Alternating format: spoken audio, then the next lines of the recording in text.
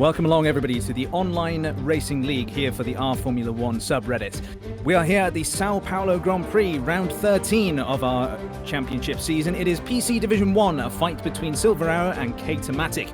We're here at the circuit Interlagos for the second time in 2 weeks. We have this long circuit here, well, short circuit relatively speaking, but long straights. We have 2 DRS zones, one on the start-finish straight, one after the Senna S, the first 3 corners of this track.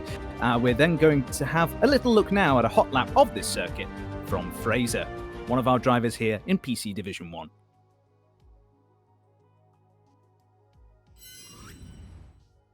Hello and welcome to the R/F1 Racing League race at Interlagos. I'm Fraser and I'll talk you through a lap. Starting the lap, you want to have half of your car on the AstroTurf. You want to brake at the 50-meter post into these Senna S's. Use the curb on the left-hand side and use the curb on the right-hand side for the exit. Stay close to this curb on the left-hand side to save a couple of hundreds. For turn 4, you want to brake 10 meters before the 50-meter board, then turn in really early, get on that curb on the inside and then have a good exit. For turn 6 and 7, brake after the 50-meter board, keep it to the inside, get on the throttle very early, then get on that curb on the left-hand side to have a better entry into 8. Then it's kind of a long left for this one, turn 9, and you want to be careful on the exit out of here. Turn 10 is a really slow corner, get into the lowest gear, on apex shift up to 3rd, and then you have a nice exit. Stay close to the left in turn 11. For turn 12, brake at the halfway point of the 50 and 100 meter board, don't touch the inside curb as that will likely spin you out.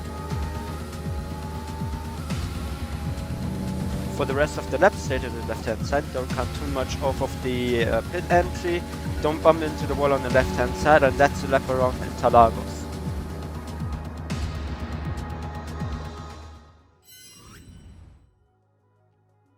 So then, after that hot lap, having a look at the Williams driver, who is P4 in the standings. You can see here we have those standings for you now. Currently, there is a 5-point difference between our 2 championship rivals. The only one still in contention for any title on offer, which will be decided today, and that is Silver Arrow in the lead over K-Tomatic. Silver Arrow, of course, scoring well in the Brazilian Grand Prix last week at the same circuit, of course, outscoring K-Tomatic in amongst a race full of some technical issues, certainly for us on the side here.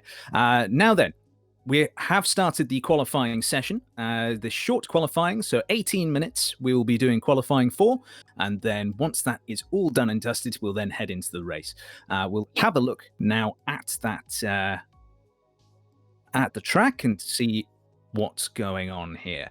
So currently, weather conditions, it is heavy rain for the second time at Interlagos in 2 weeks. We have a number of rain-affected races that we've had last week, but one of them that wasn't rain-affected was the Division 3 race. Now, to give us a bit more insight on that Division 3 race, and then, of course, a bit more info on our championship standings, we have Ohei joining us today. Ohei, how are you? I'm doing well, thank you. It's nice to be back one more time around this circuit. You never have too much of this track, and it was a very fun race in Div 3. Obviously, Timilelli already had the championship, so he decided to have a bit of fun, go for an alternate 2-stop strategy, and just about made it work. But for most drivers, assuming that we do have a dry race today, we're expecting a 1-stop, soft onto hards possibly, but probably soft onto mediums, or, as Attore and I did in the race last time out, the medium to soft, which they will be able to do because all these drivers are qualifying in torrential rain here. Absolutely, and we don't have much of an idea just yet until we get some information from one of our drivers as to what the race conditions are going to be like. Of course, they can have a look on their monitors in the garages and have a look at weather predictions for the race, but of course, not necessarily going to be a repeat of these conditions. It could be that we have maybe changeable conditions. We've seen that in a number of different races as we now just watch Weltering starting their hot lap. They've set purple sector 1 and are now just rounding turn 4 and heading back up the hill into sector 2. So, with all of the various scenarios that we're talking about here in terms of championship standings, so it is ultimately just a battle between these 2 guys, isn't it? It is just K-Tomatic and Silver Arrow. We don't have to worry about anybody else in terms of the outright title bid. Yeah, absolutely. Currently, the gap between Silver Arrow and VTech is, I think, 25 points. but because of the drop race rule, Vitas is just about out of the running and will have to battle with Fraser for P3 essentially. As for our leading 2 drivers, one thing to keep in mind is that K-Matic does need at least 5 points from this race, so that's either P8 and a fastest lap, or P7. If he doesn't achieve that, Silvera is the champion no matter what. If he does achieve that, it is a duel between the 2 drivers. Whoever finishes in a higher position wins the championship here. Very good indeed. Right then, so with that stage set then, we'll turn our attention now to the qualifying that is ahead of us here. So we have some times on the board so far. Lazzo has set the quickest time so far, a 1:18.5, with Cruzo in the Haas then coming in second so far with a 1:18.8. Then we've just had Rage set a time. K-Matic has just gone fastest with a 1:18.0. And then Weltering is at the back of the field currently. Fraser, who of course we saw the hot lap with earlier on, has slotted into P4, the same place they're in the championship, with a 1:19.0. So with these times starting to come in, do we have any sense as to what our pole position time is going to be, or will it be something that will just evolve over the course of this session given the inclement conditions? Oh, absolutely. You can never be sure, as Dolphy has retired from the session very early on. Dolphy, a new driver in PC Division 1, and seems to have had an accident on the final corner, which has taken him out of the session so early, and that is unfortunate for our Alfa Romeo driver.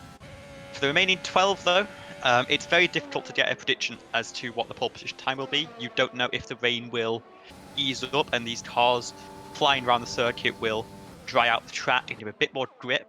So we could see sort of dropping into the 116s by the end of the session, but if the rain continues to pour like this, it might not improve. Okay, then now we're just having a look at Silver Arrow then, who is currently on their out lap and getting ready to set a timed lap. Now, with K-Matic, of course, currently heading the timesheets. Last time out, K-Matic didn't seem to have a particularly stronger grasp on this circuit as Silver Arrow did, and indeed, a couple of other drivers were ahead of him as well. Now, K-Matic, of course, had the incident in qualifying where the game disqualified him because of what frankly would have been a non-incident in real life, given that, stewards would have had the common sense not to disqualify them. But as it is this time then, if we don't have any strange issues occur, where do we see this battle going then? With a week's worth of practice, are we going to expect to see Silver Arrow still ahead, or will K-Matic be closer, do you think? It's very difficult to tell. I think the main thing that defined K-Matic's race last time out was more of issues with other cars and with the safety car issues. And so when he was running quite cleanly, there wasn't too much trouble. And so if it's a clean race, we could see him come out on top. But Silver Arrow has just gone a tenth faster to take provisional pole position with 12 minutes to go. So whether that's a track improving or our Mercedes driver showing his pace, we'll have to see. Absolutely. Well, yes, with that 117.9 from Silver Arrow there, it is certainly looking good for them in terms of defending that P1 that they currently occupy in the driver's standings. Of course, if you start on pole in Brazil, it's a narrow track, it's a twisty track in Sector 2, and then in Sector 3 and Sector 1, that's really your only opportunities to overtake. So, if you're able to start on pole, if you're able to get away well enough and not be within DRS range after the third lap, when it of course gets enabled, then that obviously puts you into a very good position going forward in the race. And as long as you're able to maintain your tyres, your ERS, your all manner of various things that you have to manage in Formula 1, then of course you are going to be in that much better a position. I'm just riding on board with Silver Arrow at the moment, and they've set a purple Sector 2 on this lap. Of course, they're in these wetter conditions. You tend to fuel up a bit more than you would in a standard qualifying run and just keep doing laps. But despite setting that purple second sector, Silver Arrow goes into the pits. Now, we have just seen on the graphic that's come up on the screen there briefly that they did not improve in Sector 1, as we've just cut now to one of the Haas drivers. And we see them just off the racing line. It could be that they're just trying to get out of the way of a car behind them. That is Cruzo that we're just on board with at the moment. And yeah, they were just getting out of the way there. Oh, and in fact, just looking at the offboards, I can see that they've lost their front wing. There we are. We've just cut to that camera there. Unfortunately, somebody's had an incident going around the circuit. Yeah, I was looking on board with that, and it looks like it was in the Center S, just lost control of the car and smashed into the wall. Lucky to keep all four wheels on that car so he can continue driving back round to the pits and get some new carbon fiber on the front.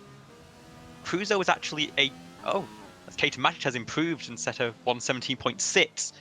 Cruiser was a driver last weekend where in a wet qualifying he did fuel up a lot and ended up setting a very decent time on, I think, the 5th time round, just by staying on track until the conditions were optimal. Obviously this time he's going to have to pit for a new front wing, but you may see other drivers going for that same strategy of just trying to get the perfect timing on the track conditions. Absolutely then. So, as you mentioned there, then try that again, shall I? K2matic, our once championship leader and now heading into this final round, has lost that lead in the championship, showing why they have led all season long. They have set a 117.675, as you can see on your screen now, and it's looking good. It's looking good for them to potentially reclaim that title. Of course, they were the champion in Season 1 as well, as we just have a look at this Drivers' Championship table here. Now, one driver who has impressed an awful lot since coming in and filling a reserve role, as you can see there in P7 in the championship, is MJ Povey, 22. Now, it's unknown at this point in time as to whether or not they'll be joining us in the race. It all depends, of course, on how the division race pans out for the Xbox League, which is the primary league that MJ Povey race in. But they were incredibly quick last time out as well, weren't they? Yeah, battling with the lead, with Silver Hour, I believe, and ended up taking P1, I think it was. It was a fantastic drive from our Xbox driver. He's currently out in Brazil, finishing their final race of the season after they went to Mexico last time out.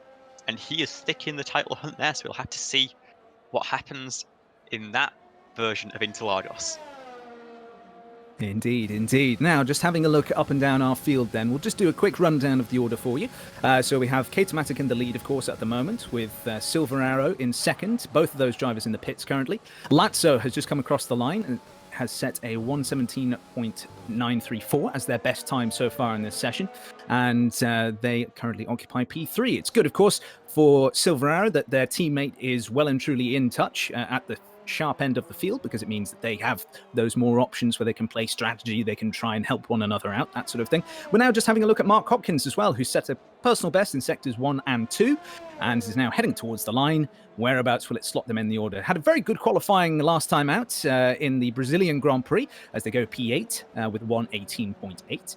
And yeah, Mark Hopkins was certainly one to watch. Obviously commentated with yourself and me during the Division 2 race, and provided us an awful lot of insight and knowledge as to what the drives would be thinking, and that then translated to a good qualifying performance. But if memory serves, it ended up falling back down the order during the race. Yeah, I think it was he was one of those drivers that just got caught up in some of the incidents we had in that race, and so didn't have a very strong performance. He's been on a not great streak in the last few races, but he seems to like this track, especially over one lap. So I hope he can string that out, and it was a consistent race and solid points finish. Indeed, and I think it's one of these things where we've seen over the course of the season there are the drivers who, we will see them improve, and I think that some of the ones who stand out to me, at least, over the course of that journey has been Mark Hopkins for one. VTech Panda is another one who's really impressed me this season. Obviously, in Season 1, as I've mentioned before, they've had that great ability to be able to race better than they typically tend to qualify, but this season it seems as though they've raised their qualifying game, really. I mean, they're P7 right now, but they're up against a very, very competitive top 7 at the moment. And, they tend to be, at least in most of the races this year, qualifying better than they typically did in Season 1. And then, therefore, that makes their good race strategies and good tire management and so on a bit easier to then execute on. We're just having a look at this replay of Fraser here going around the Senna S, and just unfortunately took a little bit more than the car would allow and ended up running wide on the exit of the Senna S. No doubt compromising the lap, as we can see here from the yellow Sector 1 time. So no improvement there from them. The rain is still coming down hard. I don't know, of course, without being able to be, on the ground and having a look at everything that's going on as to whether or not these conditions are improving or not, or whether they're perhaps even Welcome back then, everybody, to the R Formula 1 Racing League. Apologies for the technical problems that we've had just there, but they all seem to be resolved now, and we are cracking on with it. So, in terms of some changes since you were last watching, we've had a change at the top by 1,000th of a second. Silver Arrow has taken provisional pole position from K-Matic, and we have just over 1 minute left in the session. K-Matic is currently on a lap, so is Silver Arrow, looking to hopefully improve their time. Will they? Yes, they do. An improvement of about 3/10 there. So 3/10 improvement for Silver Arrow there. K-Matic is coming around Junsao now, the final proper corner on this circuit. There are a couple of kinks then up the hill in Sector 3, but in a modern Formula 1 car, they don't really count as a corner. So he set a purple first sector, but a bit of a slow middle sector for K-Matic. So we'll just see now on the run up to the line, is it good enough? And it's an improvement. They go from a 117... 7, I think it was, or a 117.6 to a 117.5. So it is an improvement, but not enough to dislodge Silver Arrow from the top of the timesheets. Now, having a look further down the field, we've got Lazzo on a lap at the moment. In fact, all cars out on timed laps, apart from Fraser. Fraser has risked it, much like Mark Hopkins, and gone for the intermediate tyre at the very death of the session. Now, he is just coming around towards the start-finish line now with these last few seconds on the clock. It's going to be very close to see whether or not they start the lap. Just in the nick of time, they do. Well, I suppose then we can just keep an eye on Fraser, as there will be the last driver to cross the line as we have a look up and down the field. Silver Arrow and K-Matic are still on their timed laps. They're still going. Fraser then on those intermediates. We'll see what sort of time offset they're able to get at the end of this first sector. And they're about 2/10 down. Silver Arrow has improved massively. 117.1 now, the mark they have put down. So another 2/10 improvement from their previous time. And but Fraser has now overstepped the mark. They have invalidated their lap. And so unfortunately, we will not see just how much pace was in those intermediate tyres, or at least not in a legitimate lap. Anyway, K-Matic comes across the line and again improves, but not enough to match his Mercedes championship rival. So it will be Silver Arrow lining up on pole position as things stand. We have Neuro now in the McLaren coming up to the start-finish line. And whereabouts will they slot in to this framework that we have here? Well, we're just watching them now. They have a personal best in Sector 1, and so-so middle sector, and then they've slowed right down up to the line and elected not to attempt to improve there. Fraser, of course, is now coming up to the line, will be the last driver to cross the line, and unfortunately invalidated their lap on the way around. So we won't see any change in terms of their position, and that is the order. So with the drivers now just circulating, we'll probably have the game now just count us down for the 1 minute and 30 seconds or so remaining in the session. But as it is, your qualifying order is Silver Arrow is on pole position with a 117.193. In second place with a 117.421 is K-Matic, their championship rival. And then in third is Silver Arrow's teammate Lazzo123 with a 117.773. From fourth down, we then have VTech Panda, and the results have gone off my screen. So we will just read those out to you in just a moment's time. I can tell you that in fourth, of course, VTech Panda. Fifth is Neuro, as you can see on your screen there. Then Penichiro making a welcome return to the top end of the grid with P6 there in the Renault. P7 for Fraser in the Haas, in the Williams rather. Then Cruzo in the Haas, as I should say, is in 8th. Weltering in the other Haas in 9th. Mark Hopkins 10th. Rage 11th. Like $100 12th. And Dolphy, a new entry into PC Division 1, decided not to set a time in their Alfa Romeo and will start from the back of the grid. So then, with all of that in mind, we're just going to go to a short break whilst we get the race session loaded up. And in the meantime, we can have a look at some of the highlights from Japan.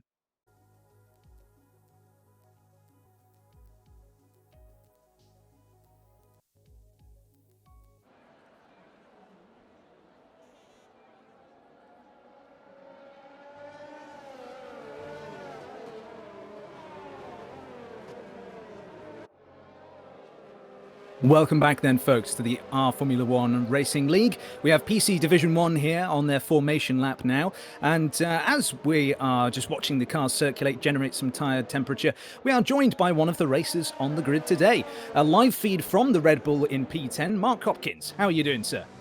Yeah, doing all right. Just trying to get some warmth into the tyres. As you can probably see by the clouds, it's quite a cold day out today. Predicted dry for the first third of the race, drizzle for the middle part, and then heavy rain for the end. So it's going to be interesting to see when the rain does come and how prepared we are for it. Very good, very good. Well, we'll leave you to it for the start, and we won't throw to you, we won't ask you any more questions. We wish you the best of luck, as we do with all the drivers, of course, on the grid. And as everybody starts to line up now then, we have Silver Arrow on pole, K-Matic alongside. It's a championship battle that looks like it's going to end a bit better than it did last week. So, 5 red lights are coming on. And they prepare to go. Lights out, and away they go. And it's a good start from K-Matic. K-Matic getting a good run alongside Silver Arrow. And will they take the lead into turn 1? Yes, it seems as though they might. But no, Silver Arrow is able to just keep it up the inside. And then it switches back into the left-hander. And K-Matic takes the lead on those medium tyres. Silver Arrow on the softs will have a bit more grip heading down into turn 4, but will they be able to hang all the way around the outside? They're hanging on in there. They're trying their absolute hardest. This is great racing between the championship contenders, but it seems as though for now, K-Matic has the lead. Looking further down the field, we've got the Silver Arrow and Lazzo combination just in behind. Lazzo defending well from K-Matic's teammate Neuro off of the start. Penichiro's made up a place, so has Fraser. VTech Panda has dropped down a couple of positions, and then Crusoe, Weltering, Mark Hopkins, Raged like $100, and Dolphy all line astern up the hill, and then up the inside goes like $100 on Rage, their teammate, the former champion for PC Division 2. And the Ferraris fighting like this. We wish we could see more of this in real life, don't we? And as they head back up the hill then, it is a very, very closely knit field as they come across the line. K-Matic has just 2/10 a gap from Silver Arrow behind. He goes defensive into turn 1, that downhill swing into the center S's. Silver Arrow thinks about going around the outside, but thinks better of it. They then go through the center S's, down onto the the second DRS straight rather. The two cars very, very close together, and now heading into turn 4. This is great racing. We're going to see this battle develop all race long, I'm sure, and it's all going to be about K-Matic's tyre preservation here. If they're able to keep those tyres working well and keep Silver Arrow behind long enough, Silver Arrow will burn up their softs quicker than Kato will, but lockups from both drivers there is not going to help. As we see now, Dolphy has dropped back down off the back of the pack, and unfortunately now resides 7 seconds off the back of Mark Hopkins, who's dropped down from P10 to P12. We'll be able to get in touch with them a little bit later on, of course, to be able to find out what happened for them there. We're also seeing Penichiro in P4 currently, just up behind Lazzo there. Our time intervals are looking a bit strange, but I'm sure that the game will sort itself out in the not too distant future. So, as the cars come around then, Silver Arrow is still hot on the back of K-Matic. The gap doesn't look especially close here, but when we're dealing with cars going at hundreds of miles an hour, that sort of a distance is very close indeed. They go through into the center S's together. Not a particularly good entry from either driver, both locking up that inside front as they head into the left-hander down the hill.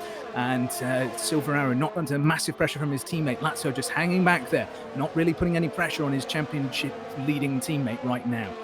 In terms of the rest of the field, everybody is in about 1 second of each other with the exception of Weltering, Mark Hopkins and Dolphy, with them all about 2 seconds or so. But that being said, now Weltering is starting to close up a bit. Weltering is starting to bring that gap down again. Now, in terms of our tyre runners then, the McLarens have coordinated a similar strategy, both of them on that medium tyre. Then VTech Panda, our man for great strategy calls in races typically, is on the medium as well. And based on what we heard from Mark earlier on, where we're going to have a dry first third of the race, then a drizzly second part, and then finally heavy rain at the end, you'd have to think that if you have a harder tyre on right now, you're able to go that bit further into the race. You might skip an extra pit stop to go onto the intermediates. What do you reckon, Ohei? Yeah, absolutely. It all depends on how quickly the rain does come, and it's one of those things you can just never predict in Formula 1. The medium tyre runners obviously won't be as fast. It looks like Kato is managing it quite well and staying ahead of Silver Arrow. But what it does give you is that flexibility of, if the rain is delayed, you can stay out without any trouble, whereas the cars behind will be suffering, either trying to hold on to those tyres or being forced into an extra pit stop.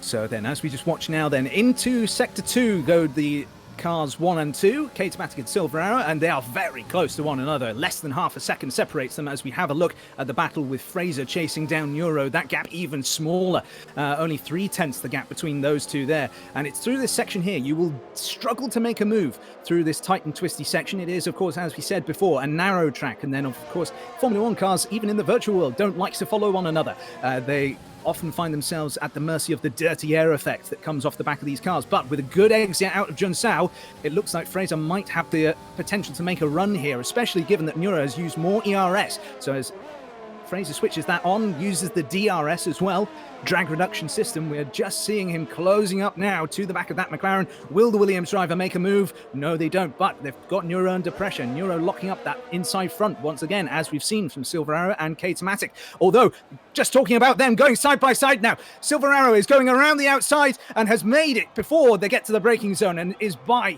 K-Matic. The championship is very much alive and well. This fight is not over yet, and K-Matic now has a bit of work to do to get back ahead of his rival, and he's going to come under pressure now from Lazzo, who will have full permission from his teammate. Attack, attack, attack. Absolutely, and I can see there's now drops of rain falling in Sao Paulo. So all these runners will be thinking about when they want to make their stops. I'm sure Kato is cursing under that helmet because clearly the medium tyres weren't necessary. And he could have done a little bit extra time by starting on the softs as Cruzo picks up our first penalty of the race. And oh dear, we've just seen there is a Haas round. There's also a Mercedes round. Lazzo has gone round, and so has Cruzo. Both drivers just dropping it under acceleration there. And unfortunately for Lazzo, that means a loss of a podium position. It means not being able to help his teammate in that championship battle that he's got up ahead. He won't be able to put K-Matic under pressure for him. Oh no! Speaking of which, K-Matic is out of this race. That's a ridiculous. Oh, that is it. The championship is over.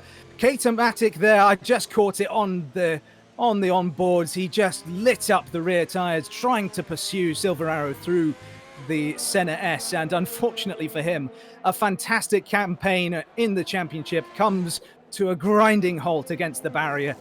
Oh dear, that's not how we wanted to see things end, not at all. But you could see how much they were pushing now that that McLaren lies in the wall. Oh, that's a massive, massive shame.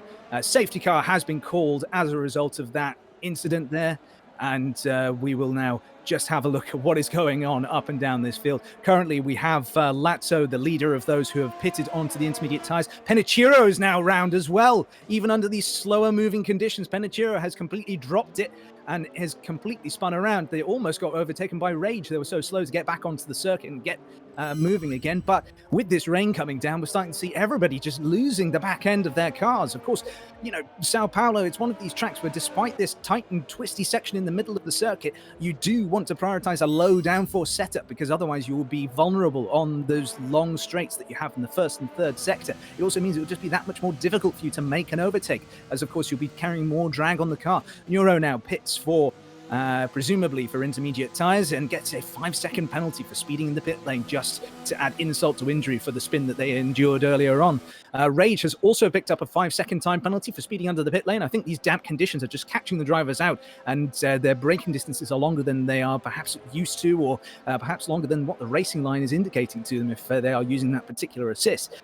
As things are starting to shape out now in terms of drivers getting onto new tyres, we have Penichiro, strangely enough, going contra strategy to everybody else and going onto the full wet tyre, presumably imagining that things will get sufficiently worse under this safety car period to warrant that wet tyre. I'm not sure if that's going to be the case, but we will obviously stick with them and wait to find out. They will find themselves having their tyres overheating if not enough rain comes down. That is what ends up happening, of course, with those big tread blocks. They move around an awful lot more, which creates more heat in the tyres. And if there's not enough rain and not enough water passing through the tyre carcass and through the tyre tread, then, of course, that temperature is not going to be regulated well. Now, in terms of our order then, now that everybody has pit and we seem to have some sense of normalcy, we will give you the rundown of the order. So, Silver Arrow, your champion at this point. There is nothing that's going to stop them from losing this title now, I believe. We'll come and check that with O'Hay in just a moment. They lead this race behind the safety car, with Fraser now in second place. Neuro has recovered very well up to third position. That spin actually giving them a bit of an easy time being able to dive into the pits at the optimum moment to be able to get those intermediates on. VTech Panda then is in fourth place, having recovered well after losing ground at the start. Rage has done a fantastic job going from lower down in the field in qualifying to now fifth place in the race. Lazzo 123 has gotten themselves into a bit of bother, of course, and actually, no, they were the ones who spun, weren't they? I do apologise, I've just done a crofty. I've had a horrible mistake. No, Lazzo was the one who went round earlier on in this race. They have, I'd say still it's a good recovery in terms of having gone off the track for as long as they did in P6 there. Then we have Pennature on those wet tyres. Mark Hopkins then follows them in the Red Bull. Then Crusoe, Weltering, like $100, and Dolphy rounds out the pack. Of course, we have K-Tomatic out of this race and out of the championship hunt. Oh, Mark Hopkins. Mark Hopkins just trying to get some heat in those tyres. Just nearly put himself into the same bit of wall that K-Tomatic found himself in. That caused him to retire from this race. We'll see if we can get a hold of Mark as they go around behind this safety car. It would be probably one of those moments where we can get them in a quieter period of this race and just get the thoughts of a driver live in the action. We'll wait and see as to whether or not we'll be able to get a hold of them. But I believe that O'Hay is the one who's off and just trying to see if we can make that happen. So then, in terms of other details, which would be good for you guys at home to know, in terms of our penalty situation, currently there are a number of penalties out in the wild. We have 3 5-second time penalties, one for Neuro, one for Rage, and one for Dolphy, all of which I would imagine are for speeding in the pit lane. And then we also have a 3-second time penalty for Crusoe. Now, that might be as a result of track extensions or corner cutting or something like that. I can now say that we are joined by Mark Hopkins behind the safety car. Mark, we saw you had that bit of a hairy moment down after the exit of the Senna S. Managed to collect it up, though, without going into the wall. How have things been going for you in this race so far? Yeah, that was a little bit silly. I was just warming up the tyres and under safety car and nearly spun out and crashed. So that would have been a bit embarrassing. Kind of hoping the safety car would come in this lap. Well, I think we're all ready to go racing. I'm not sure who we're waiting for. Had a bit of a tangle with the Haas of, I believe, Weltering and Crusoe. So I lost a bit of front wing. Quite happy that the safety car came out when it did. So it's kind of brought me back into the race. I'm on Inters. Pennacero's on wets. So look out for that between him, myself, and Lazo. See who makes up the positions. And yeah, maybe Pennacero can last until it does get properly wet. And O'Hay, in terms of Mark's position in the championship right now, is there any good news you can impart to him? Oh, you're making me scramble here. Give me a sec. I'll get back to you to see if there's any No change worries. in the championship position for Mark. No problem at all. Whilst O'Hay's just having a look at that for us, we can now introduce our chap who's usually joining us here and has finally gotten around to joining us now that the Xbox race is over. Grimbulus, how are you doing, sir? Oh, not bad. Just finished off the season finale. I see y'all are wet once again here. We were fortunate enough to have a dry race, but looks like you guys are having quite the excitement under the safety car so far. Certainly are. It's an interesting race so far. I had caught a bit of your qualifying performance, but wasn't able to stick around right until the end. How did that race go for you? And just be aware that we have the safety car coming in this lap. I'll drop Mark back away to let him get back to action. Good luck, Okay, guys. then. No championship update for Mark then for his real-time position, but we just get rid of him there so he doesn't get distracted by us. And there's been a severe collision behind the safety car. Dolphy is out of this race now, and like $100, has got an extra time penalty there. Now, as the lights go green and they get going once again, we have Silver Arrow now just leading them away. It's a close battle in behind. Rage is the closest to anybody else on circuit at the moment. Right up behind VTech Panda, the two cars barely separated at all, driving right up his gearboxes.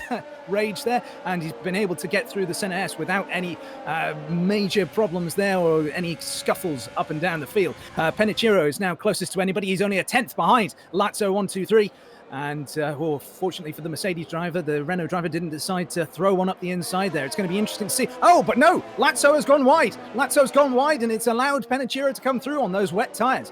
Now it's going to be interesting to just follow their progress over the next couple of laps or so, just to see whether those wets help or hinder them. And if they do help, then you would have to say Penichiro would suddenly be in contention for the lead of this race if everybody has to pit and they're still in a good, solid, tight position, nice and close in with everybody else. Crimbulus, if you were in this position right now, if you were in the position of any of the drivers in the field, who would you want to be right now? I mean, it's hard to argue with wanting the lead of the race, as I'm just kind of getting caught up on the strategy details and what kind of tires are on. But Penichiro going early on those wets and showing some good pace, making the move past Lazzo, might be in an ideal position at the early stages of this race.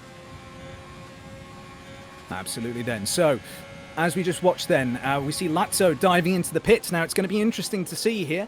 Will they go for a set of wet tyres? Will they be maybe changing a front wing, something like that? We'll just wait and see now. Wet tyres it is. So, has Penichiro stolen a fast one on the rest of the field here? We'll have to wait and see, but it seems as though Lazzo thinks that it is the right tyre to go onto at this point in the race. We see now the gaps have stabilised at about a second for most of the field, except for Cruzo chasing down Mark Hopkins currently, the man who we've just had in the commentary box virtually with us. He is now being chased down by the Haas driver.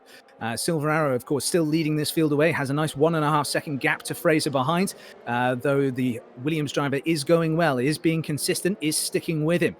Neuro then is third, the only McLaren left in this race, and VTEC Panda just under a second behind them now.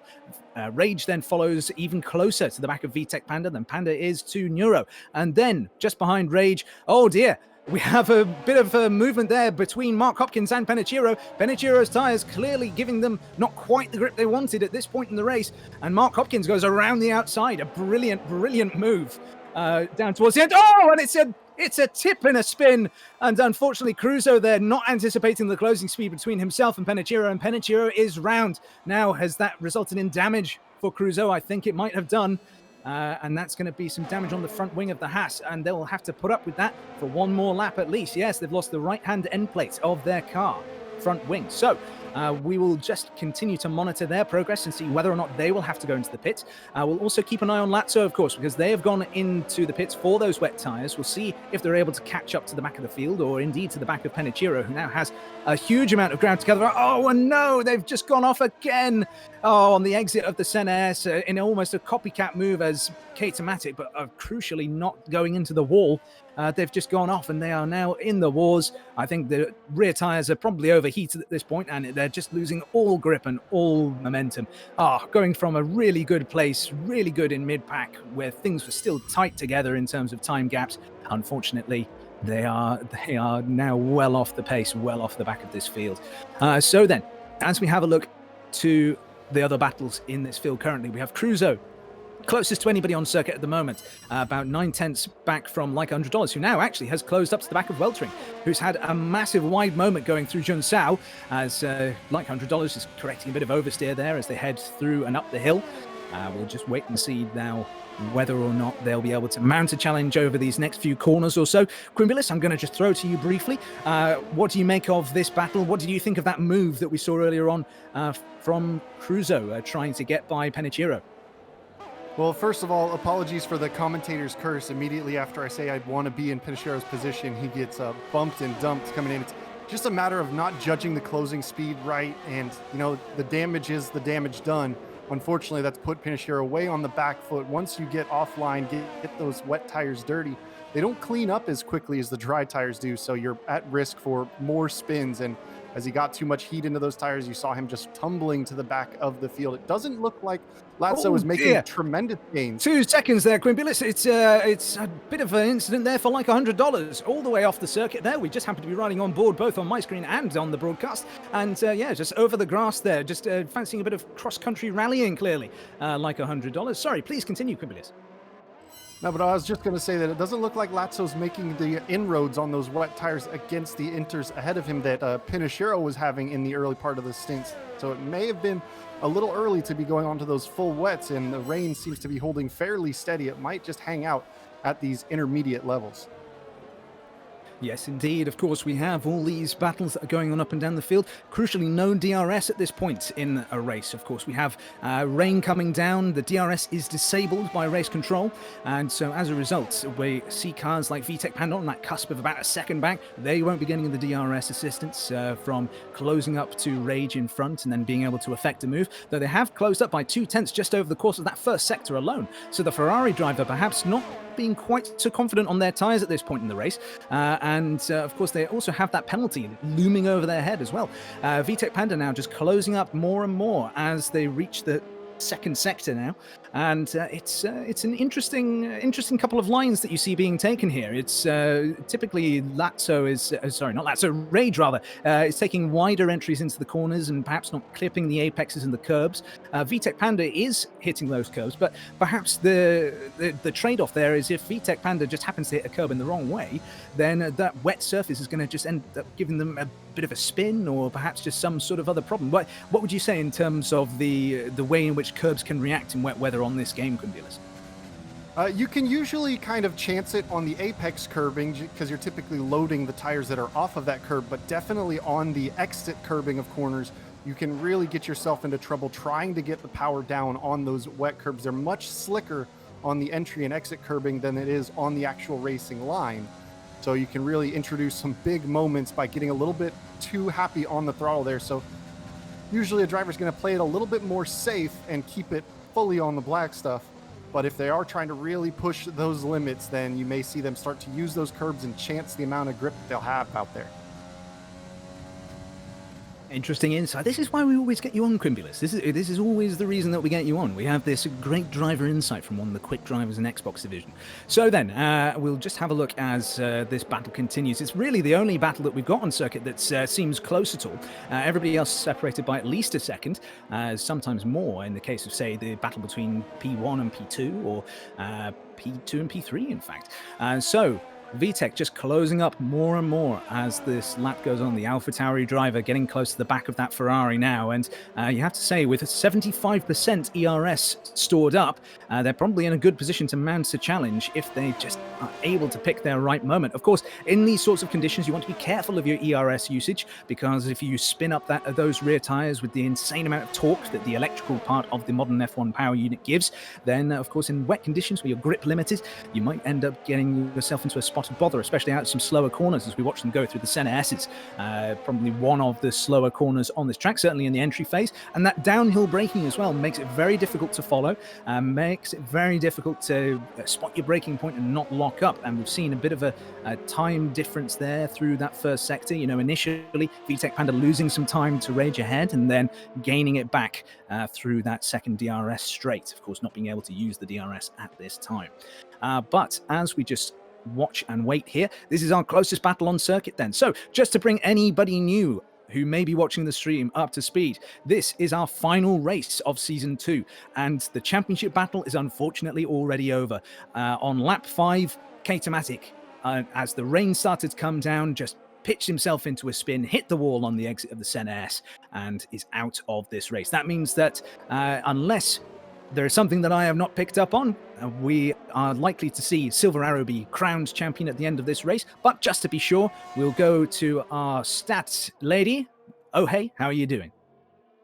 I'm doing okay, and sure enough, Silver Arrow will be our champion. The only driver who was within range to compete there was K-Tomatic, and unfortunately, he will not be scoring any points from this race. Just a quick update down the field. You might have noticed Cruzo and Penachero pull into the pits there. Cruzo needed a new front wing, went back out on inters. Penachero didn't need a new front wing, but went out on track on inters again. So I think he just had enough of those wet tyres sliding all over the place after they got overheated and started burning through. Absolutely. And this is the thing as well, is that from my eyes at least, it looks as though the rain has started to come down a bit heavier now. So it might be that wets are actually the tyre that we should be looking towards. There's a time penalty now for Cruzo, who's running in P9 at the moment. Just to give you an update on penalties, as it is, like $100 has 13 seconds worth of penalties currently, with Cruzo then 6 seconds worth of penalties. Weltering then has 5 seconds. Rage has 8 seconds, and then Neuro has 5 seconds. So they're the drivers currently with a time penalty.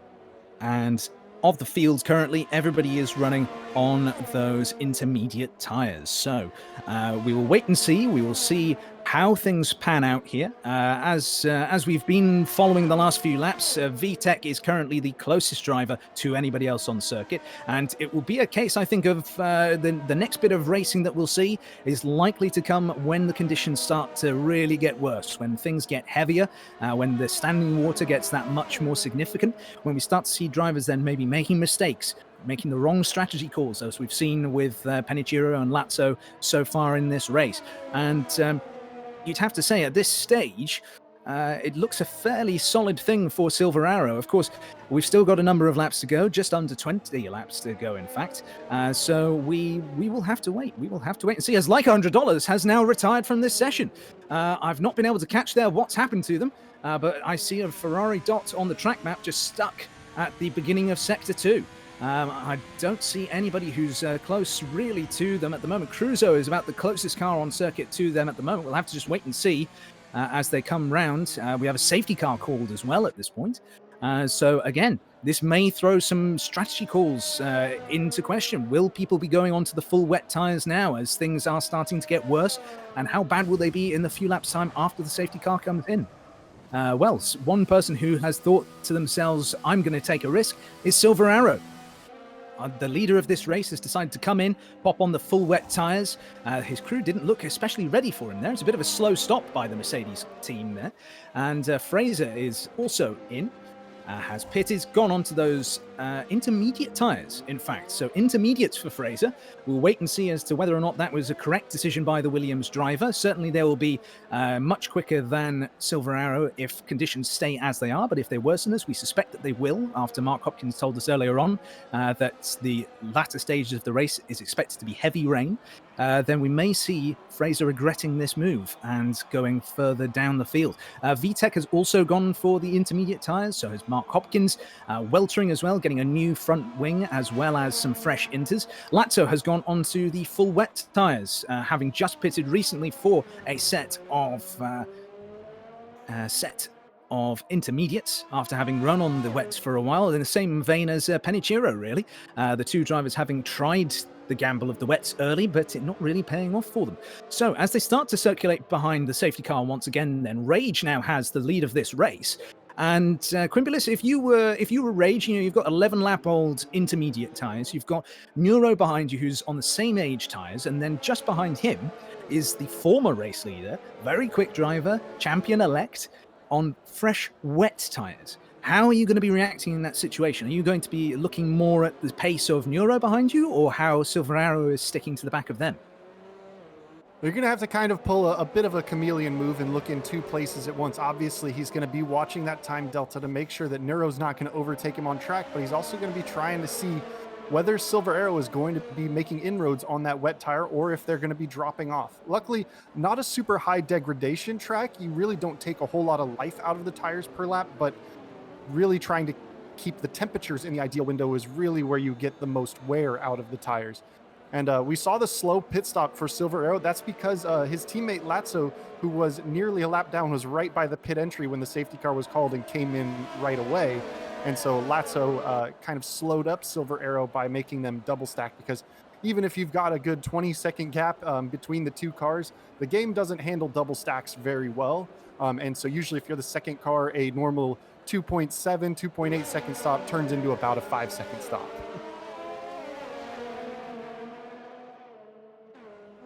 So then, can I just jump in for a second? So I've noticed absolutely. just that safety car came out. Mark Hopkins, who has pit for fresh inters, picked up a drive-through penalty. As you see him sliding around on those inters, trying to heat into them. He knows he's got to make as much inroad as possible, but he's going to have to pull into the pits and drive through at the slow speed. And Absolutely. a penalty for driving too fast under the safety car. Well, we could always ask Quimbulis, if you're in that situation, how would you react? But we don't have to, because on this occasion, we once again have Mark Hopkins here with us in the virtual commentary box. Mark, you have this drive-through penalty to go through here. How do you think you're going to manage that? When will be the best time for you to serve that? And he has gone, in fact. So never mind then. We won't be getting anything from Mark, it seems. But we've. Mark Oh no, has just rejoined. he's rejoined. Mark, over to you. Hi, yes.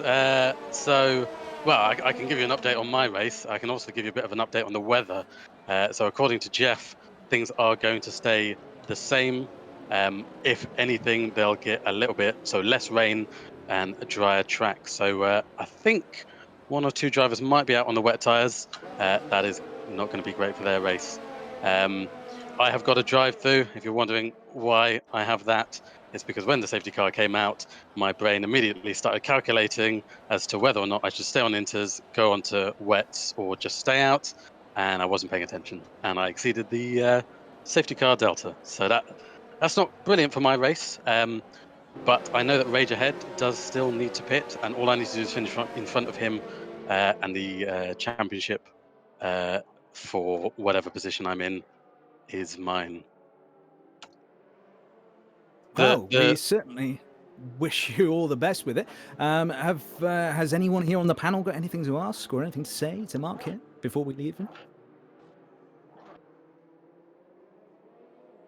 No, apparently Nothing not. from me yet. I haven't been watching too much of his race yet. I'll let him get back to focusing on the tricky conditions. Well then, Mark, it's good to hear from you as always. Hopefully we'll hear from you once more before the end of this race, and hopefully it will be with some even better news than that you're running in P6. Safety car in this lap then. I'm sure that Ohei will help us to get Mark back to where he belongs, that being in the race chat. And now then, Latzo has come in again for intermediates. So after pitting at the start of the safety car onto the wets, apparently decided that was not the tire to be on. So that leaves Silver Arrow as the only car out on track on the wet tire. Okay then, so as we get going again, then it's worn intermediates at the front with fresh wets and then fresh inters behind. So Rage leads them away, leading a race, I think, possibly for the first time in PC Division 1, as they round through the Senna S's, and Silver Arrow has a very good run now on Neuro. The McLaren driver under an awful lot of pressure here as the Mercedes pulls the inside, but crucially, it seems as though he's not able to get alongside, and oh no, I speak too soon, up the inside goes Silver Arrow. Now, will he be able to maintain that position? Yes, he does. He manages to make it stick, and now has only Rage between him and the lead of this race once again. Just behind Neuro then, Fraser is now pressuring the McLaren driver with those fresh intermediates, so regardless as to whether or not the inters or the wets are the best tyre to be on, Fraser's tyres are certainly a better tyre to be on than Neuro's. So we'll have a look at this battle as that unfolds. We'll also keep an eye, of course, on the delta times at the front, as Rage is now defending with only about 2-3 tenths gap from Silver Arrow just behind. If you were under pressure from the championship winner, what would you be thinking to yourself at this point, Quimbulas? Well, depending on where I've been running, and at least where I've run in my own races, typically when the championship leaders have been coming up behind me, typically tried to defend a little bit, but not compromise my own race. I'm typically not racing the championship leader. I'm usually trying to maximize my points. So might be a situation where Rage is going to look to the cars behind and not cost himself too much time holding up the leader. So then, as we see the cars circulate once more on lap 23 now. Of course, no DRS in these wet conditions, as we've mentioned before.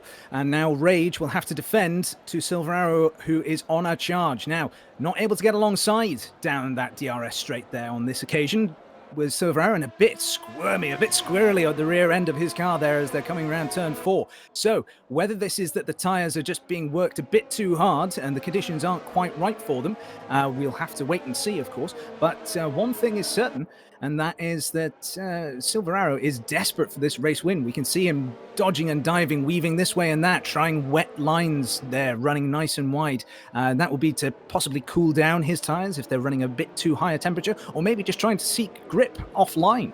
Of course, we did start in dry conditions, so it may well be that things are affected by some rubber being laid down at the start and through that lighter rain period too. We'll have to wait and see. A bit more oversteer coming out of Junsao for Silver Arrow.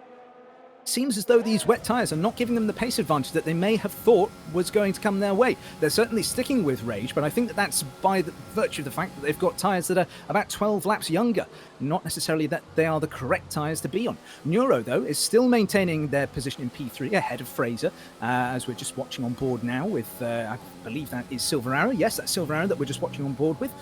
Just watching them down that second DRS straight then, about half a second back from Rage, but once again, not able to close up. If anything, it seems as though they might be starting to lose time lap after lap at this stage.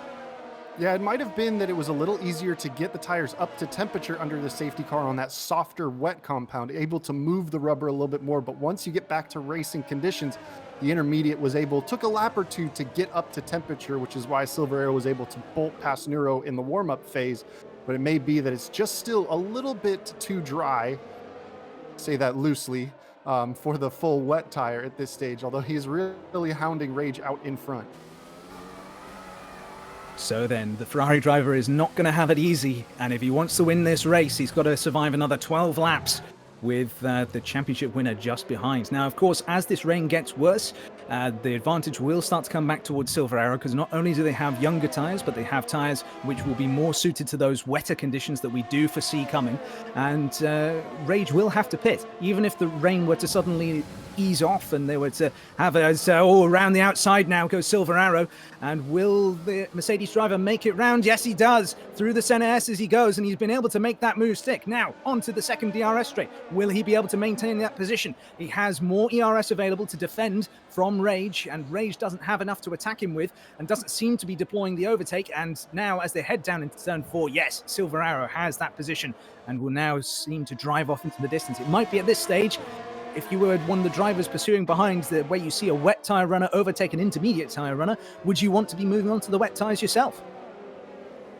It's definitely going to be something that you run a feel bit on, because as you mentioned earlier, Silver Arrow's got 12 lap younger tires. It may be just that Rage is starting to run out of a bit of life, because Fraser on those fresh intermediates is actually starting to reel Rage out in front of him, and is starting to drop Neuro just a little bit, right around that 1 second mark. So it's still very tough. You're going to be all over your radio transmissions to Jeff to see if he can give you any insight.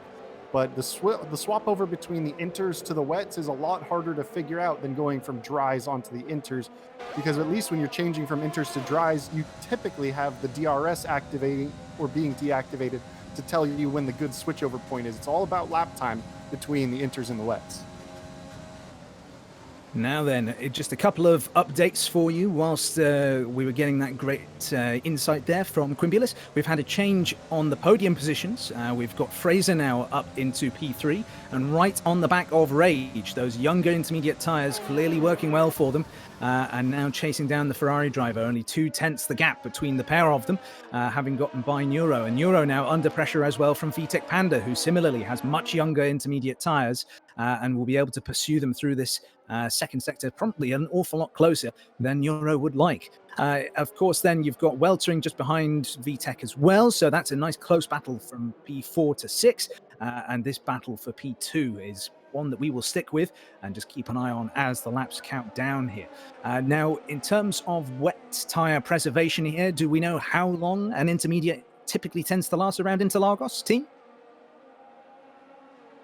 Not fully off the top of my head. I did a little bit of wet qualifying practice on the inner, so taking a little bit of extra life out of them, but typically each lap was using up about 4 or 5% of their life, so probably around 18 to 20 laps. So we'll see whether Rage and Neuro can make those tires go to the end. There's already 18 laps on them, but only 9 laps left to go.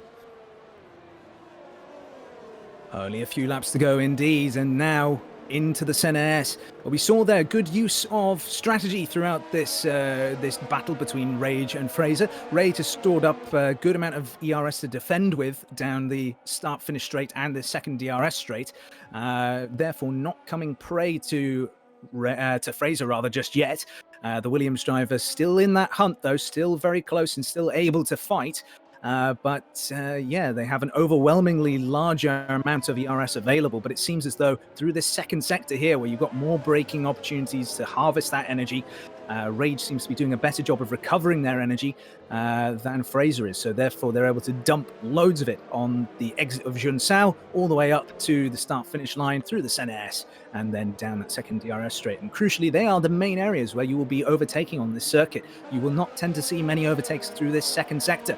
So as we watch them now going round towards Junsao at the end of Sector 2, the gap is about half a second now between Fraser and Rage. We just go on board with Fraser, and we're just seeing now they have that overtake enabled. You can see on the dash, just at the front of their cockpit, when the line beneath the gear selector is green, as it is now, as Rage dives into the pit. So clearly had enough of those intermediate tyres.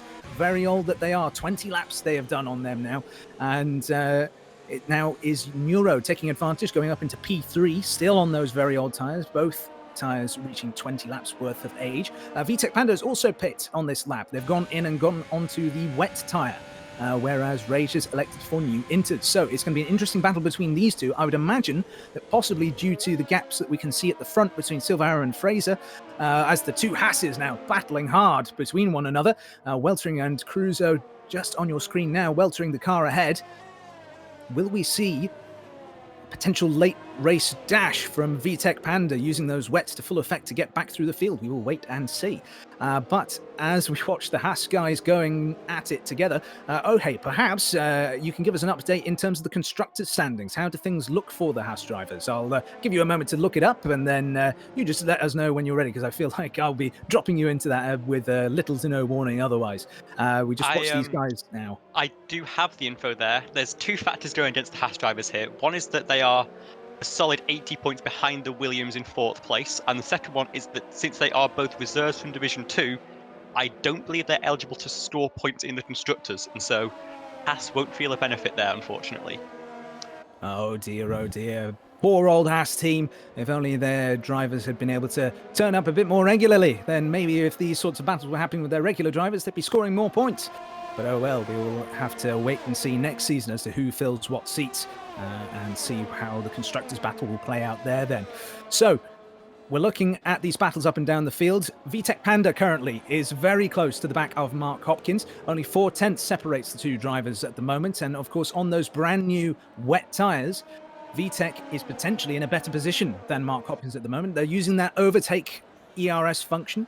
Both drivers are using it. In fact, though Mark Hopkins has actually switched his off halfway down the straight there. So VTech able to just close in, make sure that they're still in the mirrors, make sure that Mark Hopkins doesn't get a moment to breathe, really. We can see a real-time gap now between 4th and 5th, with Weltering ahead of Crusoe. Again, these fantastic graphics are provided by our man in the commentary box, who doesn't speak all that much because he's focusing on providing a good show for you guys to watch, and that is Tom Mack.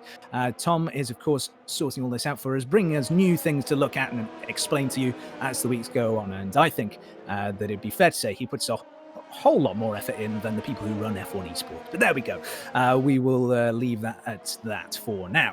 So, having a look at these battles then up and down the field, still VTech Panda the closest to anybody as they go through Junsao, and again activating the overtake function on the ERS. Both he and Mark Hopkins and Rage are all using that, and all hoping that it allows them a bit of an advantage. Now VTech is within about 1/10 now. Going into the Senna S, that gap is going to extend because of the Concertina effect, but then as they come through here, provided they can get a good exit and get on the power early and get that ERS active, they'll be able to hopefully make a move down into turn 4 here. We'll just wait and see.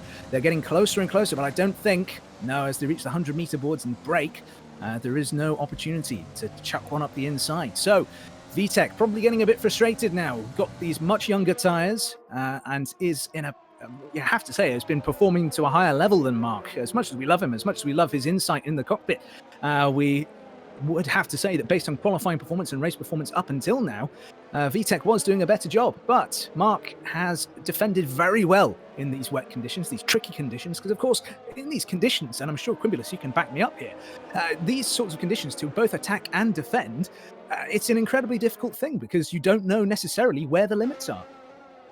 Absolutely, and the tricky conditions also open up overtaking opportunities in unconventional places because anybody can get a little snap of wheel spin on any corner exit and allow another car to launch up the inside and kind of take the position. So you've really got to try and be completely on your game. Was an interesting choice to see VTEC go on to the full wets. He was essentially sitting in a podium position when you factor Neuro's penalty in there.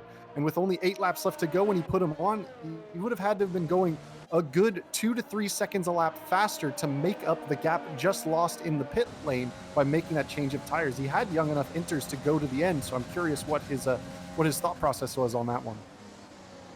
Indeed, maybe it's something that we can ask them after the race, but as we can still see, just riding on board with this battle, VTEC still unable to just close up enough to be able to affect a move here. Now, you'd have to think that given how closely Rage is sticking to the back of them, perhaps the Inters are still the better tyre to be on, because if they're not ultimately giving VTEC such an advantage as to just go by Mark Hopkins on those much older intermediates, then you'd have to think that, that the tyres are possibly still leaning towards the Inters at this point in the race. Now we have 4 laps to go, so it could be that we have a bit of a repeat of Brazil 2008, for instance. Those conditions could get an awful lot worse, which could then mean that the wet tyre runners suddenly have a massive advantage, as Rage now closes right up to the back of VTEC Panda, has a much better exit through Junsao. They're going up the hill now, both with ERS overtake in operation. VTEC has an awful lot more of it available, so if it runs out for Rage here, as I suspect it will, and it's going down 4, 3, 2, 1, yes, they have to back out of using the ERS, so that gives VTEC just a bit of breathing space, but they've had to defend into the S there, and a bit of a tap up the back, and round VTEC goes. No, he's able to keep it in a straight line, but he's been punted off the circuit by Rage, and the Ferrari driver now, quite rightly, is just allowing them back through. Unfortunately, it means they've both now lost a position to Lazzo in the Mercedes, who's now ascended to P8, and will try and chase down Mark Hopkins themselves. That gives Mark a bit of a breathing room as well, I suppose. Yeah, absolutely. Mark was under tremendous pressure from VTEC on those wet tires, but now has a good 1.7 seconds of breathing room. I'm sure with only 4 laps left to go, get a little bit more relaxed in the shoulders. And typically in the wet conditions, the more relaxed you are, the more in tune with the car you are, so you can go a little bit quicker. When you're really pressured up and you're really gripping on the wheel, I mean, you hear the F1 drivers say it all the time. You don't want to grip the wheel tight in wet conditions. It only makes it worse. When you've got that extra pressure from a car behind, really makes it hard to keep that to account. Speaking of that extra pressure from a car behind, we see now weltering going up the inside of Neuro. Those much older tyres that Neuro is trying to nurse to the end, just allowing the Haas driver to just breeze on by down the start-finish straight. And unfortunately for Neuro, that is no longer a podium position for them. It is something which I'm sure they will be able to take some pride in, that they've been able to hold on this long with tyres that are over 10 laps older, which when you factor in that this is a 50% race, it's scaled such that they will actually be 20 laps worse off in terms of their performance over the course of a stint. So Neuro doing incredibly well to stay where they are, and they're staying within half a second now of weltering as they head round the second sector. So it may not be over yet for them. They may yet be able to fight back here. We may see some papaya on the podium today, but as it is, we have a Haas 3.5 rather, with a McLaren in P4. Fraser seems a bit out on their own at the moment, a bit of a no man's land between them and Silver Arrow ahead, and then weltering behind. Neuro now going around Junsao and making their way up the hill, chasing weltering. Will we see a move? Well, we'll come back to them in just a moment. As we can see on screen now, Lazzo is challenging the back of Mark Hopkins. Now, Mark has had to defend for a number of laps from VTEC Panda, and Lazzo is just a slightly different beast altogether to have to defend from. He has those intermediate tyres, so they're on similar grip levels and performance levels. And now as they head up the hill towards the start-finish line and down towards turn 1, we're going to see now whether Lazzo is able to affect the move that VTEC was desperately trying to make lap after lap after lap. They don't seem to be closing up too much, and that's in part because they weren't using their overtake while Mark Hopkins was. So through the center S's now, we'll see how they close up and see whether or not the Mercedes driver is able to then get a good exit out of here and then charge down the straight and make a move up the inside, perhaps. We'll just stick on board with them now and see what happens. So down they go towards turn 4, and once again, almost like a carbon copy of what was happening with VTEC Panda, Lazzo just unable to pull alongside. I think that really the places where we've seen things get the closest in these conditions has been the start-finish straight. Wouldn't you say so, Quimbulus? Yeah, absolutely. Even though there's no DRS, you still have a huge opportunity to slipstream down that long start-finish straight. Now, normally, Junsao is the last real corner in dry conditions, but as we saw last week in the wet, that little kink left after that coming up the hill can really catch some cars out. So you've got to modulate the throttle through there. We saw some cars spin it and lose it pretty aggressively last week. So far, it looks like most cars have been able to keep out of the wall there. But it's all about the exit and then just kind of tiptoeing on the throttle through that left-hand kink. But it looks like Mark just getting good exits out of the slow speed corners in the overtaking opportunities and is doing enough to keep the car behind that may be quicker in the corners. So then lap 35 as our race leader and championship winner goes through sector 2, and we're sticking with this battle for P8 and P7 with Mark Hopkins defending incredibly well, it must be said. He has done a very good job to keep these cars behind, and Lazzo is of course on similarly aged tyres as him. We've got a yellow flag now in sector 2. The only car going through at the moment is Penichiro. Now I'm just on board with the Renault driver. I'm just going to have a look and see. There doesn't appear to be any damage on the front wing, so they seem to have escaped any difficulties there, as Lazzo now only a 10th behind, and wow, going very deep into the braking zone there, and that's put massive pressure onto Mark Hopkins there. Mark Hopkins just going deep, and Mark just able to hold him off here. This is great racing between the two of them, and then just behind, Rage is now trying to make a move in Sector 2 on VTEC Panda, and around the outside he goes. Brilliant racing up and down this field. We love this league in PC Division 1. We really do. There's a fantastic display of talent all up and down the field. We have Lazzo now out of Junsao trying to make that move on Mark Hopkins up the hill. 2/10 the gap. Coming down, 2.5. Down, down, and down. But no, it's staying stable at about 2.5 tenths. It's going back up to 3. So once again, Mark Hopkins defending incredibly well. But will they be able to keep this defense up through the Senna S? Well, following very closely, Lazzo is probably the closest he's ever been going on to this second DRS straight as they exit the Senna S. We'll just now have a look and see, will this produce a move? There's enough ERS there to make it happen, but again, Mark is able to defend. This is a brilliant bit of racing. Brilliant bit of racecraft, really. Cruzo is the closest car to anybody outside of these battles we've been having a look at elsewhere in the field. Currently 6/10 the gap from him to Neuro just ahead, and you happen to think that as we're now on the final lap of this race, Silver Arrow is coming to the line. So Silver Arrow in the Mercedes comes to the start-finish line and wins not just the race, but wins PC Division 1 of the R Formula 1 Racing League Season 2. It's a brilliant season he's put together. A strong second half as Fraser comes home second. Weltering comes home third and taps the wall just for good measure. Neuro then comes across the line, then Cruzo behind them. The two Haas drivers coming together across the line, and now on the run up to the hill, Mark Hopkins just has to defend that little bit more. There's a 10th in it. Will he manage to hold on to the position? It looks like he will. Mark Hopkins comes across the line in P7 with Lazzo in 8th. Rage then comes across the line as well, and is then joined across the line and into the wall, as we see there from VTEC Panda. Rage in the end comes across the line 10th, given the time penalties that needed to be applied. And that is your race. Wow, guys, what a race. Championship update then. And it is confirmed. Your Division 1 champion is Silver Arrow, is the winner of this race. A fantastic season put together by the Mercedes driver then. So, as we usually do at this point in proceedings, guys, we've got to ask, who was the driver of the day? I have a number of thoughts in mind, but we'll throw to Ohei first of all.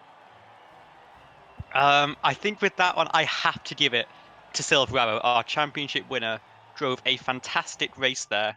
On a tricky compound attack, I was following for a lot of that wet stint, and just keeping the temperatures in an operating window, not overheating them, being careful.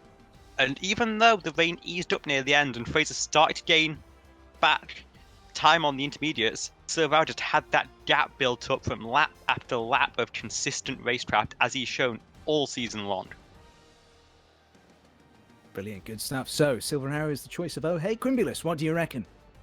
I'm going to go with Neuro for this one. The only driver to make a one-stop strategy work, kept the intermediates on since the wet phase there, and managed to get them nearly 30 laps to the end of the race. So a tremendous effort from him to stay out on those tires and still come inside the top 5. Good stuff, good stuff. And then we'll bring him in. We'll see whether or not he wants to speak. Tom Mack, our man in the virtual commentary box and the virtual race director's chair. What did you think of that race there? Who was your driver of the day? Oh, I don't know about driver of the day. I think I've got to give it to Silver Arrow. Kept his nose clean and took home the goods. I know from my own experience here at Brazil, where perhaps the championship was a bit of an outside chance. It was a bit better odds for him than it was for me, but it was nerve-wracking every single lap, and in those conditions, I can't imagine what it was like. Obviously, the pressure was lifted with Kato having a little bit of a spin, but I thought he did really well today. Big shout out to Mark, who obviously came in and chatted to us at some pretty crucial points of the race, and did a really solid job of defending. So big up, Mark, for that. Well, then, there we go then. So we have a number of choices. We have Silver Arrow, we have Neuro. I think that an honourable mention certainly needs to go to Mark Hopkins. Started 10th, finished 7th, and obviously we saw lap after lap defending incredibly well from drivers who were just on quicker times behind. You can see from the fastest laps that each driver posted, Mark had a 1 minute 12 as his fastest time, and then everyone else behind him had a 1 minute 10 or 11 as their fastest lap time. So clearly an awful lot of pace in those cars, and Mark having to defend. But I think I would have to agree with Quimbulas. I think Neuro gets it from me this time. Neuro having eat those tires out for an incredibly long period of time and able to maintain a position. It's a shame, really, that we didn't see him on the podium, but on this occasion, I'm sure that they would be very happy with a P4. So then, guys, that is it for season 2 of the R Formula 1 Online Racing League. We have had an absolute blast bringing it to you this season, and we will be back for season 3 sometime after our off-season period. We will give you more information about that as the weeks and months go on. Though hopefully not too many months, hey, let's say. And if you want to keep abreast of everything Formula 1, then have a look at the Formula 1 subreddit. So that's reddit.com/r/Formula 1. If you want to have a look at what's going on in our league and then sign up or in some way take part or just see what's going on or be part of the community, that sort of thing, then do check out our subreddit. It is the link reddit.com/r/F1 Racing League. Of course, you can follow this channel as well and see what we get up to in the off season. We do have some plans that are coming together of some small special events that we will do, possibly some classic cars as well. We will wait and see, and maybe some special guests, who knows. So then, with that from me, is there any closing thoughts from our panel today? We'll also take a look at the YouTube channel as well, as the VODs will roll out of Twitch. If you go to the r/Formula1 YouTube channel, all of the broadcasts get posted to there, and you can also see some of the broadcasts that were captured from season 1 as well. I'm sure we'll start to see some of our highlights and that sort of thing go up on that channel as well. Good stuff, good stuff. Well then, it's been a fantastic season. I think Silver Arrow a very worthy winner, and commiserations, of course, to K-Tomatic. And I have been joined by the wonderful Ohei today. Thank you very much. It's been a pleasure being here. I've also been joined by the excellent bit of driver insight from Mr. Quimbulas. Thank you for having me. It's been great to be on for this season. I love the direction that the broadcasts have gone. They're really turning into a very fun and very professional looking quality, thanks to Mr. Tom Mack, and thanks to your commentary as well. Top notch, man. Thank you very much, Quimbulas. I'll pay you later. It's fine. Finally, then, as Quimbulas has just mentioned, none of this would have been possible without the fantastic work behind the scenes from the legendary Tom Mack. Tom, thanks very much for joining us this season. Thank you, and we'll be back again next season. Brilliant. Good stuff. I have been Dan then, and we will see you next time.